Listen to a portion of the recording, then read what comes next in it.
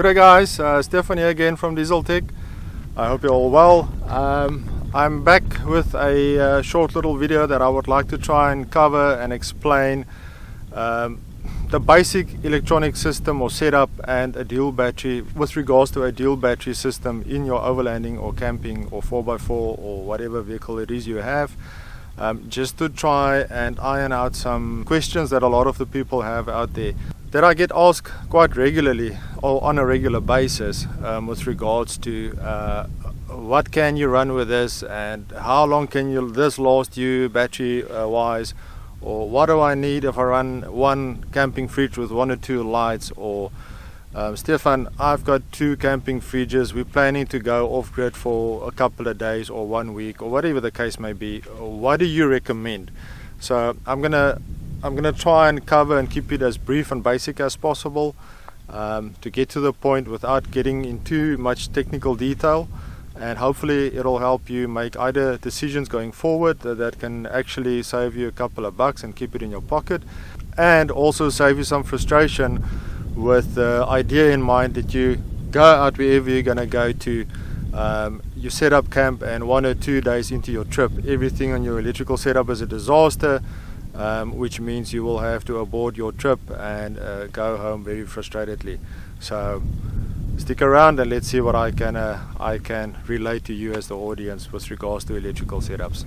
The basic question is, why do you need a dual battery system or a secondary or auxiliary battery in your setup? Well, the answer is simple.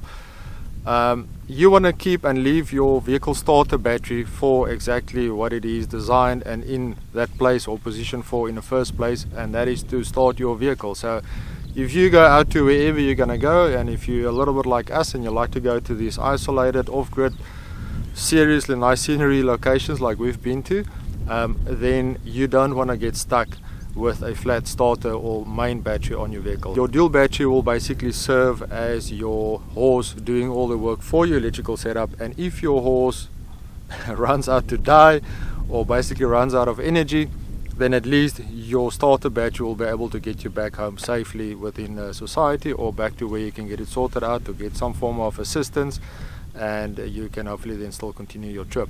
Alright, so now you've got a dual battery system, or you've decided to get one similar setup or concept like that, and then the other question that usually comes up is, now Stefan, what size or how many batteries? These days especially the people like asking, so how many batteries would I need to go off grid? So that I'll get into a little bit more detail down the line, but the main concept of a dual or a backup system or battery or energy source is either by having one of these nice little portable units that you get these days, which is on one of the videos that I've done before with regards to your 555s, your Jackeries, your Rentex 750s.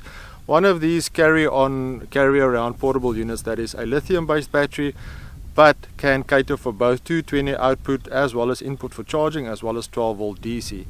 Whereas your dual battery, conventional old school battery box type of setup, which is what we've got in our van, is much more targeted, or you can alter and customize that setup a lot more precisely for what you need. But obviously you can't take it out. If you want to have 220, you need to add some additional accessories to it, but if it's fixed in position like our one is, then that's where it stays, and it serves one purpose and one purpose only, and that is to run or provide power for your gear charging when you go on your trips, run your camping fridge, keep your lights on at night if you need some, or whatever the case may be. And that's the pure and only purpose that it serves, as comparison to one of these 12 volt carry around portable units, which it's nice to have. Also, it's also a dual purpose. You can use it at home for load shedding, especially if you're South African. You will know exactly what I'm talking about, and you can use it on your camping trips. But given you can't really customize that thing, what you buy and what you get, that's what you can use, and that's what you need to work with. Whereas a dual battery box or setup, you can actually custom that thing to work 100 if not 200% for your needs and what you want and what you want to use it for. So that's basically the main difference, I would say, between a dual battery fixed installation like we've got in the back of our loading bay in the car or the Hilux, and one of these carry around 12 volt portable energy packs. So just to fill you in briefly, we started the dual battery experiment back in 2019. We bought this vehicle in 2018 as used.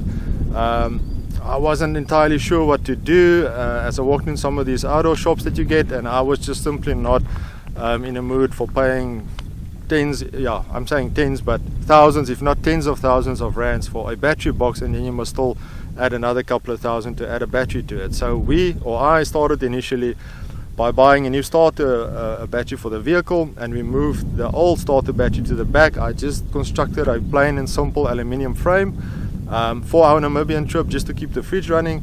And already there I could see exactly what to look out for, because we did run out of power. I think it was on the third night out there. We were fortunate enough to have the battery charged up again. But that's how this whole concept of what we actually focus on now, dual battery or electrical installations on vehicles, started in order to cater for the market at a fair and, I would say, normal related type of prices. Alright, so other question being is, like I said initially, is, Stefan, how long can I last, or how long can I go with this battery or that setup, or this is what I've got. We're scared, we want to go on an off-grid trip, but I don't want to run out of power, etc. And I must say 80 to 90% of all the questions and type of clients that I get the question from are normal people like us basically, and you perhaps as well, with one fridge, maybe a plan of getting a second one down the line, but at that moment one camping fridge, whether it's a National, Luna, Snowmaster, Engel, ARB, whatever you want to call it, or what you have, and a couple of LED lights, and obviously they want to charge their gear, which is usually either a camera or just simply a cell phone or two, and maybe I don't know, whatever else they have in their kit. So that is pretty much your standard setup that you've got electricity wise. So then you can get very far with a normal lead acid deep cycle type of battery, a DC to DC charger, and perhaps some solar backup power if you really want to go off grid for a few days, more than, I would say, 2 to 3 days at least. That's roughly what you need, and the deep cycle lead acid battery served more than sufficient, keeping all of us alive and going on the camping trips. So that worked perfectly for us. A lot of people, I get the impression that they get a dual battery system of some sort, or a backup system of some sort, and they are under the impression that they plug it in, they leave it charging, they go on their trip, and they go and do their thing for the weekend, and they can forget about it. The system will sort after itself. Now, unless you spend a lot of money by adding different accessories and controllers and all sorts of things, gadgets to your kit, it is quite not possible to do that. Any battery has got its limitation, whether it's lead acid, lithium, a couple of them, multiple batteries, whatever you have in your case. It's got its limitation, so you do need to manage your power consumption versus recharging or charging your system back up again. To try and help explain battery capacity, there's basically two main principles that you need to remember. Lead acid, you can use maximum up until about 50% of its capacity. So let's round it off and say you've got a 100 amp hour lead acid deep cycle, whether it's deep cycle, gel, AGM, whatever you can find out there, they're all lead acid chemically based. So you can use 50% of whatever the capacity is. So if you're sitting with a 100 amp hour deep cycle lead acid battery or gel, like I said, you can in fact only use 50 amps of that. Now amps is obviously the product or the electron that gets used in and out, providing power to your appliances and then charging it back up again with amps. So that's how you work it out roughly. And on a lithium you can use up until maximum 80, most of them 80 to 90% of its capacity. So again, if you sit with a 100 amp hour lithium battery, you've got as much as 80 to 90 amps that you can use versus a deep cycle or lead acid.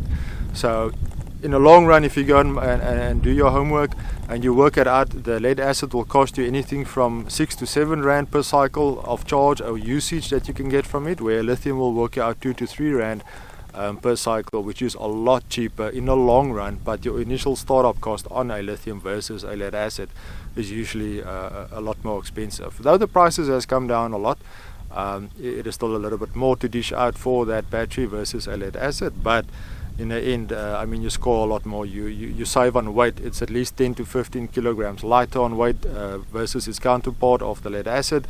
You've got a lot more capacity to play around with and use during your trip. You're basically sitting with 2 deep cycle batteries that you can use versus only 1 lithium. So you save on volume, you save on weight, and those two, the last two, the volume and the weight, I think that's your 2 biggest resistors when you pack and go for or plan for your trips. It's either you run out of weight limitation or you run out of volume. So any little bit that you can save packing your gear and your kit into your vehicle, that's a benefit to you as the user. Alright guys, so another thing quickly before I get to how much power or how much battery or how much solar you need, and before we get to lithium batteries briefly, by monitoring and managing your power consumption and your charging system, you can really go a long way. You can manage quite a lot. You'll accomplish quite a lot with that one battery and a little bit of backup and a little bit of management on your charging. So like I said, we've been using a deep cycle, worked perfectly for us. We did however recently decide to go over to a lithium battery. Main reason being is I was busy doing some general maintenance on the system, and when I opened up the battery box I discovered that the terminals going on to, or the wire terminals that goes onto the battery started corroding. I think purely because there's not enough ventilation inside the battery box, and due to the chemistry and properties of lead acid, obviously I think there was some hydrogen that accumulated and it started rusting eventually, where with lithium you will not get that.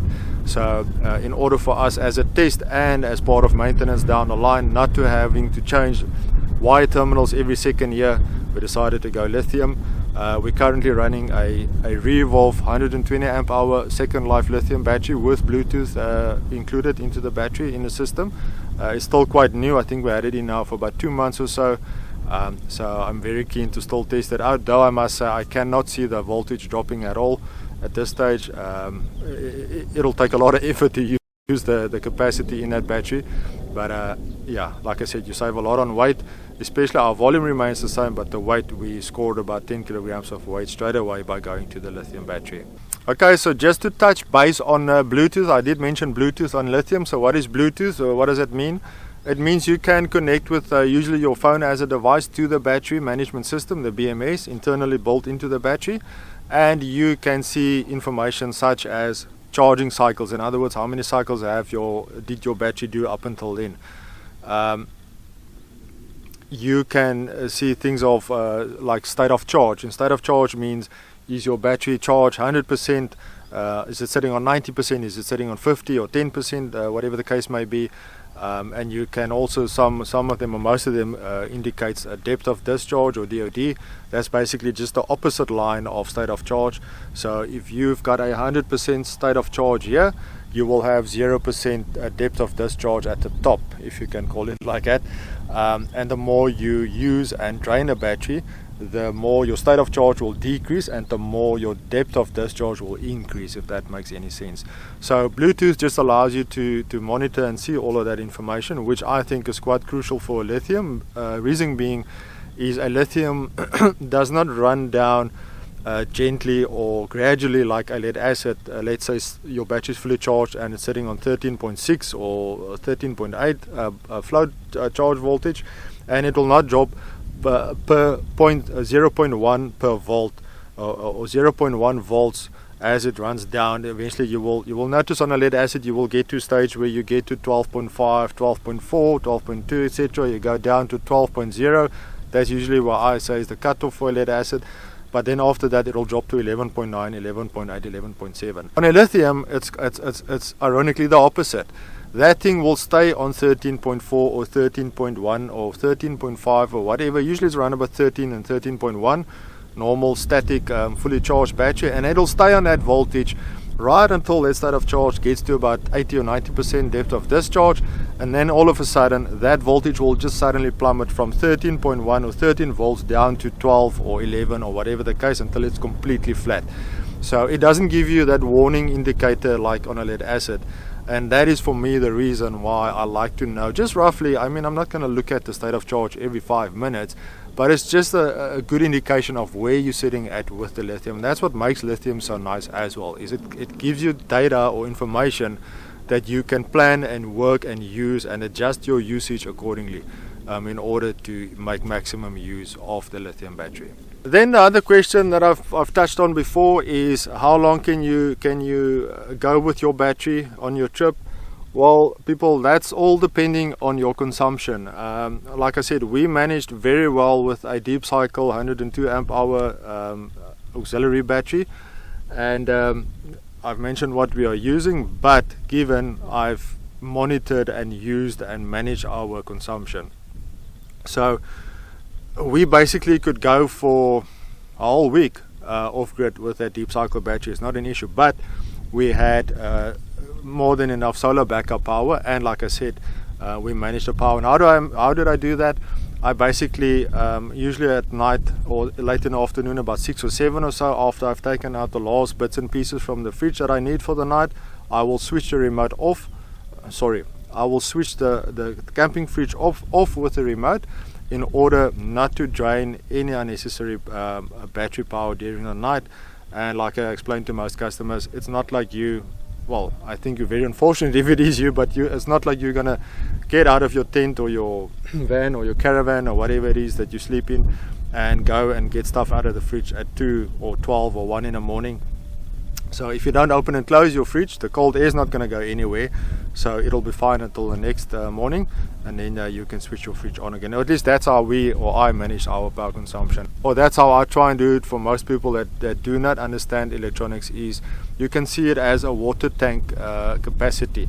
So as long as your water tank, whatever water or electricity is flowing out this side, must just be either the same or more coming in, filling it up again from the other side. So as long as you maintain that mentality, then your battery system should be fine. So don't use more than what you put back in. Just make sure you're putting back in more or enough in order to keep the tank afloat. Because if you run it empty, at times, depending on your circumstances or your situation at that time, it might be very difficult, if not almost impossible, to revive that battery and bring it back to charging spec again. Then there is the inverter or the 220 volt topic or question that comes along more than I would say I would like to hear, actually, because you will get people, or I will get people that ask me, Stefan, okay, so what size inverter do I need? Now folks, if you don't even know what you need the inverter for, why you want to buy the thing in the first place? So what we've done over the last year or so is we've got one small 300 watt inverter, and the only purpose for that inverter is to charge two items when they do go along. The first thing is the little shaver machine that I use, that I take along and recharge from that thing, and the other thing is this very camera's battery can only be charged with 220, but you don't need a big inverter, you don't need a lot of power charging those two appliances.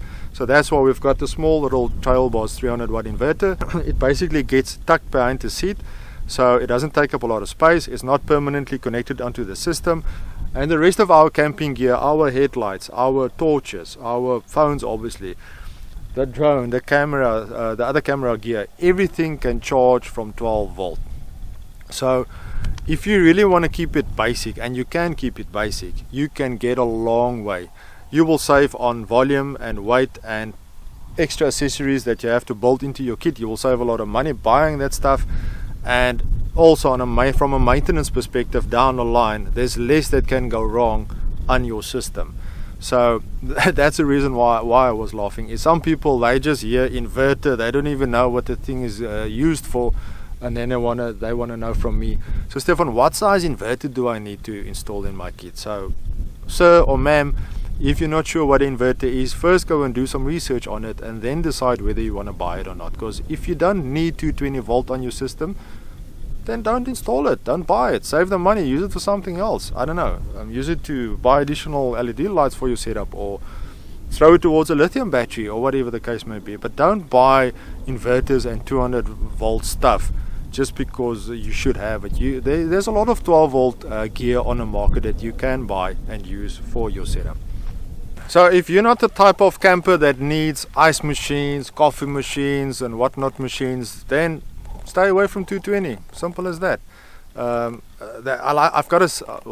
learned a saying over the years that less is more. That is on a complete different aspect in camping or electrical gear, but the same applies here for me. Is keep your setup or your system basic, simple. It'll benefit you in a lot of ways going down the line. Cost wise, maintenance wise, less to go wrong. So just, if you can and if you want to, keep it basic, keep it simple, and that's it. I think you will not regret it in the end of the day. You also do get a lot of these like little solar lights that you can charge in the sun. They can also charge from 12 volt USB stuff. Our little distribution box here in the back, our very own uniquely designed Diesel Tech distribution box. There's more than enough USB charging slots in there. There's lighter socket charging slots in there. There's more than enough Anderson plugs that you can use to supply your gear with power. So keep it 12 volt, keep it basic, don't overcomplicate things. And yeah, then it's a more solid setup in my opinion.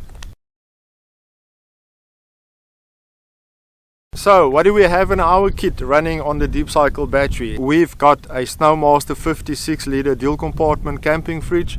We've got a 1 or 2 LED lights in the canopy and outside the canopy that we can use. We've got a couple of portable rechargeable gear in our kit as well. We've got some camera gear which consists, it doesn't always all of them go along, but it consists of a drone, a GoPro, and this camera that I'm currently shooting on, which is a Canon 70D, as well as a DJI Osmo gimbal type of camera setup.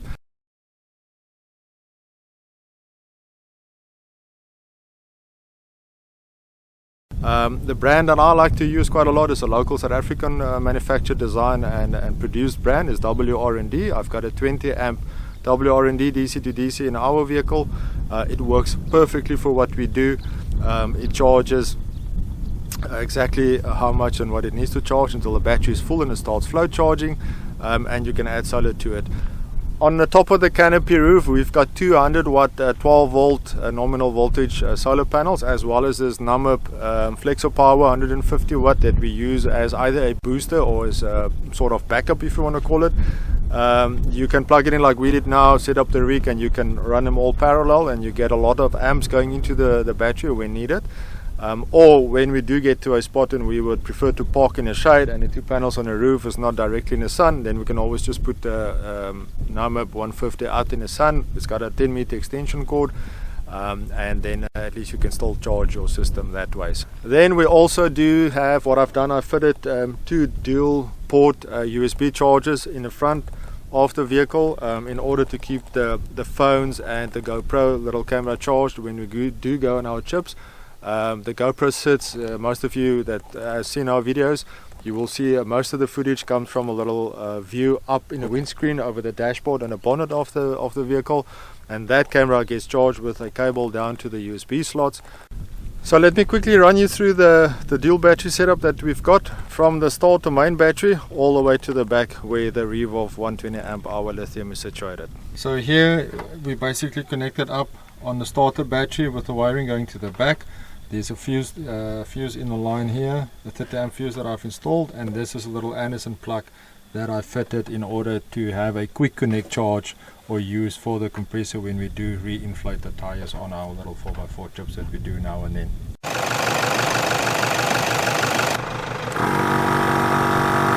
With the lithium inside in the back, with the DC to DC charger on it, as well as a Anderson plug again for the compressor. I've got 2 shunts on that system as well, and that's basically just for my own sake, in order to see how much watts or amps or wattage we're using when we're consuming or charging something. And the small little shunt below is the one for, it's connected on the solar circuit, so in other words there I can see how many amps or watts is coming in, charging the system back up again. Now another thing with dual battery systems that sometimes comes up as a question is, where do you place the second battery? Now initially when the people started doing the dual battery thing, they tend to put the dual or the second battery under the hood or under the bonnet in the engine bay or compartment, where it worked fine, and it still works fine for lead acids. You can do it, though I will not. I don't recommend it, purely to the electrical system being less efficient the more heat it gets or the hotter it becomes. But a lithium battery you can under no circumstances put under the hood or the bonnet or in the engine compartment, purely because it is not designed and cannot handle the heat as well as the lead acid batteries do. Alright folks, so most if not all of the products that I've briefly touched on here today you can find in our online store or website. Again, and thanks a lot for watching. I do hope that you find the information a little bit useful. Maybe there's one or two ideas that you can add to your existing kit or setup or idea going forward. I've been wanting to do this video for quite a while, but I just haven't got around doing it yet. And perhaps when I did have the time to do the video, the weather wasn't playing along, seeing that it's now winter season in Cape Town. You wouldn't say that by looking at the current situation here. It's a very, very unique weather situation here for the weekend in Cape Town. So, but yeah, that's it. That's all from me for now. Thank you for watching, like I said, and thank you for those that has been supporting and subscribing and following us along our journeys and wherever it is that we go. And as per usual, keep well, stay safe, and we'll see you in the next episode. Cheers guys, warm regards from Cape Town.